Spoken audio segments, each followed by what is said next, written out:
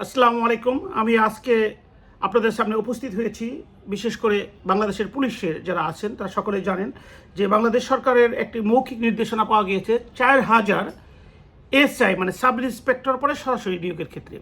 কিন্তু এখানে আপনার প্রশ্ন বেঁধেছে যে সমস্যাটা হয়েছে সেটা বাংলাদেশ মানে পুলিশ রেগুলেশন অফ বেঙ্গল 1943-তে যেটা অদ্যাবধি পর্যন্ত সেটা আমরা পালন করে যাচ্ছি। কারণ দেশ স্বাধীন হওয়ার আগে হলেও দেশ স্বাধীন হওয়ার পরেও আমরা সেখানে কোনো মেধা শ্রম অথবা আন্তরিকতা জ্ঞাপন করি নাই বিদায় পিআরবি এখনও আমাদের কাছে তার ইম্পর্টেন্স বহন করে।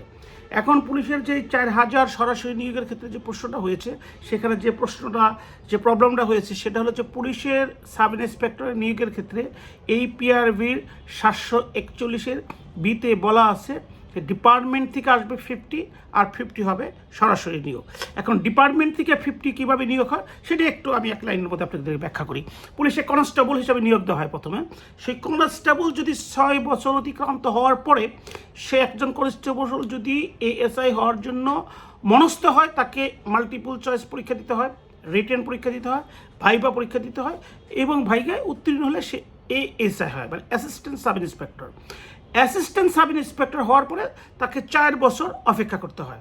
এই 4 বছরের মধ্যে তার প্রফেশনাল লাইফে 18 ঘন্টা কাজ করার পরেও তাকে প্রচণ্ড লেখাপড়া করতে হয়। লেখাপড়া করার পরে এমসিকিউ পরীক্ষা পাস করতে হয়, রিটেন পরীক্ষা পাস করতে হয়, ভাইবা পরীক্ষায় পাস করতে হয়। তারপরে কি করা হয় যে আপনার সেপ্টেম্বর থেকে ডিসেম্বর পর্যন্ত এই যারা পাস করেছে তাদের গত 3 বছরে এসিআর অ্যানুয়াল কনফিডেন্সিয়াল রিপোর্ট দেখা হয় যে তাদের ডিপার্টমেন্টের কোনো শাস্তি আছে কিনা, তাদের বিরুদ্ধে কোনো দুর্নীতি এলিগেশন আছে কিনা, তাদের বিরুদ্ধে কোনো ইনক্যাপাসিটি বা অক্ষমতা আছে কিনা। এই সমস্ত কিছু দেখার পরিপ্রেক্ষিতে ডিসেম্বরের মধ্যে তাদের একটা লিস্ট করা হয় যে এতজন এএসআই থেকে সাব ইন্সপেক্টরের জন্য তারা কোয়ালিফাইড হয়েছে এবং এদেরকে শূন্য পদে নিয়োগ দেওয়া হবে। শূন্য পদ বলতে কি বোঝায়? শূন্য পদ হচ্ছে যে ধরেন সাব ইন্সপেক্টর একজন ইন্সপেক্টর হয়ে গেলেন, কেউ মারা গেলেন, কেউ রিটায়ারমেন্টে চলে গেলেন, অথবা নব সৃষ্টি করা হলো, যেমন বাংলাদেশের যেটা থানা আছে আরেকটা থানা সৃষ্টি করলে, অথবা পুলিশের একটা ডিপার্টমেন্ট যেমন নৌ পুলিশ অথবা ইন্ডাস্ট্রিয়াল পুলিশ, তখন সেখানে জনবল লাগে। সেখানে এই যে ডিপার্টমেন্টাল যাদের জীবন যৌবন সব কিছু পুলিশের স্বপ্ন বিভোর হয়ে যারা পরিশ্রম করে কাজের পরে স্বপ্ন দেখে যারা পরীক্ষা দিয়েছেন তাদের কাছ থেকে 50 আর 50 হচ্ছে নতুন। এইটা বাংলাদেশের আইজিপি মহোদয় বিভিন্ন ডিপার্টমেন্ট বাংলাদেশের প্রত্যেকটা ইউনিট থেকে কতজন ডিপার্টমেন্টাল কোয়ালিফাইড হয়েছে তারই আনুপাতিক হারে আরও 50% অ্যাড করে তখন সার্কুলার দেওয়া হয়, এইভাবে নিয়োগ দেওয়া হয়।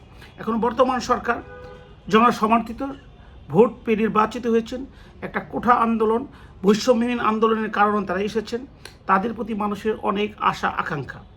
সেই কারণে এই যে নিয়মটা এই মৌখিক এই নির্দেশনার পরে পুলিশের আইজিপিতে সেখানে বিভিন্ন এডিশনাল আইজিপি বিভিন্ন ডিপার্টমেন্ট রেপ প্রধান বিভিন্ন জনে এই ব্যাপারে নিয়ে কথা বলেছেন। সেখানে একমাত্র একজন অফিসার আমি নাইবান তার নাম বললাম, সে এই নবসৃষ্টি পদের পক্ষে জোরালো আর্গুমেন্ট দাখিল করেছেন। কিন্তু অন্য যারা আছেন যারা পুলিশকে ধারণ করেন, পুলিশকে ভালোবাসেন, পুলিশের স্বপ্ন দেখেন, পুলিশ নিয়ে যাদের স্বপ্ন আছে তারা যে জিনিসটা বলেছেন তারা বলেছেন যে পুলিশের যে সাংগঠনিক কাঠামো পুলিশের যে সাংগঠনিক কাঠামো আছে সেই সাংগঠনিক কাঠামো যদি বিনষ্ট হয়ে যায় তাহলে পুলিশ বিভাগ আপনার ধ্বংসপ্রাপ্ত হবে এবং পুলিশ কখনোই তার নির্দিষ্ট জায়গায় পৌঁছাতে পারবে না। কারণ পুলিশ সাংগঠনিক কাঠামোর উপরেই পুলিশ আপনার আমার দেশের সেবা করে থাকে। সাংগঠনিক কাঠামো মানে কি আমি আপনাদেরকে একটু বোঝাই।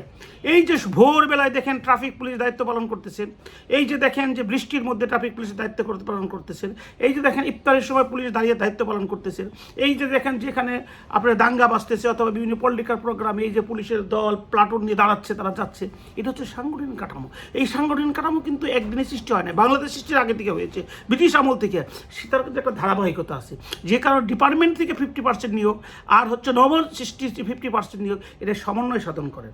এখন বর্তমান সরকারকে অনুরোধ করব যে এইখানে যদি আপনারা মনে করেন যে এই 4000 আপনারা নতুন নিয়োগ দিবেন, ফ্যাসিস্টের অনেকে এখানে ছিল, আমি আপনাদেরকে ইনফরমেটিভভাবে বলছি যে দুঃখজনক সত্য যারা 946 জন এই সাব ইন্সপেক্টরের জন্য কোয়ালিফাইড হয়েছেন তাদের যদি নিয়োগ না দেওয়া হয় এই ডিসেম্বর অতিক্রান্ত হলে তারা আর নিয়োগ পাবেন না, আবার পুনরায় পরীক্ষা দিতে হবে, হয়তো কারো স্বপ্নও দেখতে পারবেন না।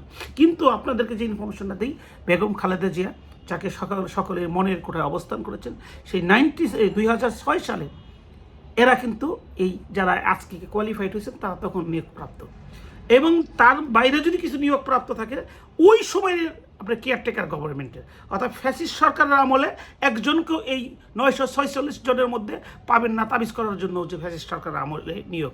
শুধু আপনারা নিয়োগ দিবেন, আর যারা আগে কোয়ালিফাইড হয়েছে তাদেরকে যদি কোনো কারণে আপনারা বঞ্চিত করেন, এইটা পুলিশ ডিপার্টমেন্টের জন্য অত্যন্ত ক্ষতি হবে। কারণ পুলিশ ডিপার্টমেন্টের যৌক্তিক হারে যদি সৃজন না করা হয়, তাহলে ভবিষ্যতে এই যে পদোন্নতির যে জটিলতা হবে, এখানে পুলিশের সাংগঠনিক অবস্থা কাঠামো শুধু ভারসাম্য বিনষ্ট হবে না, নষ্ট হয়ে যাবে। আরেকটা বিষয় আমাদেরকে মনে রাখতে হবে যে কোনো পর্যায়ে সৃজন এবং নিয়োগের পড়তে তাদের ভবিষ্যৎ ক্যারিয়ারের কথা মনে রাখতে হবে। প্রত্যেকটা যারা পুলিশে নিয়োজিত হচ্ছে তাদের ক্যারিয়ারটা কী, তাদের স্বপ্নটা কী, তারা কীভাবে মনোবল কীভাবে আরও দৃঢ় করবে, আপনাদের ডিরেক্ট নির্দেশনা শুনবে, সেটা যদি আপনারা সরাসরি নিয়োগ দেন। এবং এই যে 946 জনের মধ্যে মাত্র 75 জন অটোমেটিক শূন্য পদে নিয়োগ পেয়েছে, বাকি কেউ পায় নাই। এবং এরা যদি ক্ষতিগ্রস্ত হয়, এরা যদি আপনাদের এগ্রিফট হয়, এরা যদি এসআই পদে সমস্ত কোয়ালিফাইড পরীক্ষা পাশ করার পরে পুলিশ ডিপার্টমেন্টের স্বপ্ন দেখার পরে পুলিশকে ধারণ করার পরে যদি হয়, শুধু এরা না, যারা কনস্টেবল এবং ভবিষ্যতে যারা আছে তারা ক্ষতিগ্রস্ত হবে। আরেকটি ইনফরমেশন দিয়ে আপনারা হয়তো যুক্তিতর্কে বলতে পারবেন, এএসআই এর ক্ষেত্রে কিন্তু এই 50% নিয়োগ এটা পিআরবিতে ছিল না। 2025-এ সেখানে নিয়োগ করা হয়েছে, সেখানেও বলা হয়েছে যে 50% ডিপার্টমেন্টাল থেকে আসবে, 50% নতুন নিয়োগ। ডিপার্টমেন্ট থেকে ইতিমধ্যে এসআই 2000 নিয়োগ দেওয়া হয়ে গেছে, কিন্তু নতুন নিয়োগ দেন। ঠিক আছে, আপনারা ওইখানেও এসআই হিসাবে আরও 2000 নিয়োগ দেন, নতুন নিয়োগ দেন।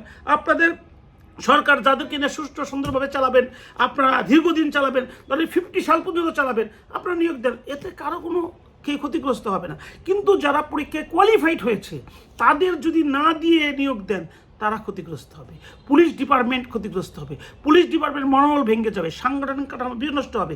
তখন আপনারা সরকার পরিচালনা করার জন্য, সরকারকে স্থিতিশীল রাখার জন্য যে দিক নির্দেশনা দিবেন, সেটা কিন্তু নতুন লোক তারা বাস্তবায়ন হবে, তারা বুঝতেই পারবে না। কারণ পুলিশের মনোবল বিনষ্ট হয়ে গেলে পুলিশ আর পুলিশ থাকবে না। এই জন্য আমি মাননীয় প্রাইম মিনিস্টার, যারা ইতিমধ্যে সমস্ত সাধারণ মানুষের কাছে আপনার ড্রেস চলাফেরার মধ্যে মানুষ আপনাকে আপনের থেকে আপন করে নিয়েছেন, মাননীয় স্বরাষ্ট্রমন্ত্রী যিনি এখন লিড করতেছেন, তার বক্তৃতা, তার জ্ঞান গর্ব, তার জ্ঞানের পরিধি, তার ব্যক্তিত্ব সব কিছু মানুষের মধ্যে একটা অবস্থান করে নিয়েছেন। আপনার লিডারশিপ, নেতৃত্ব পুলিশ বিভাগ অত্যন্ত মেনে নিয়েছে। তাই আমি বিনীতভাবে আপনাদের কাছে বাংলাদেশের একজন নাগরিক হিসাবে প্রার্থনা করি, পুলিশ যে সাংগঠনিক কাঠামোর উপরে ডিপেন্ড করতেছে, 50% ডিপার্টমেন্ট থেকে অভিজ্ঞতা সম্পন্ন যারা পরিশ্রমী, যারা পুলিশকে ধারণ করে, যারা সৎ, তাদের যারা কোয়ালিফাইড হয়েছে তাদেরকে দেন। আর 50% আপনারা নতুন দেন, সেক্ষেত্রে 4000 জায়গায় 8000 দেন, কোনো অসুবিধা নাই তো, কারণ তারা আসবে। এইভাবে পুলিশটাকে আধুনিক এবং গতিশীল করবেন, এই আশাবাদ ব্যক্ত করে, এই অনুরোধ রেখে আজীবন কথা বিদায় নিচ্ছি। আশা করি আমার এই কথাগুলো আপনারা বিবেচনায় নেবেন। আসসালামু আলাইকুম।